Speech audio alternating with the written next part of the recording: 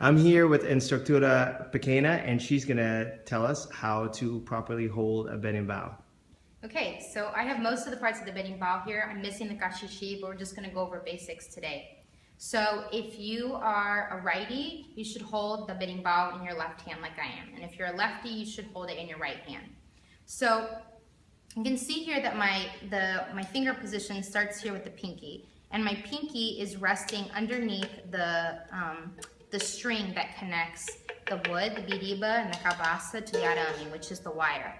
And you're gonna hold it kind of on that first joint of your pinky. You might go a little bit further along the pinky, but it's gonna be more towards the top of the pinky.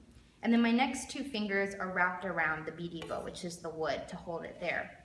And then my index finger and my thumb are gonna hold the dobrão, which is sometimes a coin, sometimes it's a rock, and that is what makes contact with the arame, the wire, to make the sound, okay? And as you can see here, I'm also resting my wrist and like the base of my hand a little bit on the cabaça here to give myself a little bit more support.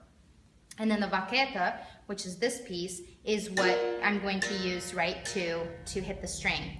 And the positioning for here is you don't want to kind of use your whole arm. It's not that kind of motion. You want to keep your arm relaxed to your side, but it's mostly going to be in the wrist. It's going to be a flick of the wrist.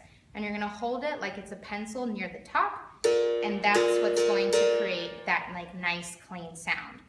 And then there's three basic notes that you can make with the berimbau, and your thumb and your index finger are what is going to control that. If they're not making contact with the wire, it's what they call an open note. If it's touching just so it kind of makes a rattling noise called a chiado, that's a second note. And if it's pressed against it firmly, that's a closed note. And then you can also control the sound based on whether or not the cabaça is against your stomach or open, right? You can hear that difference.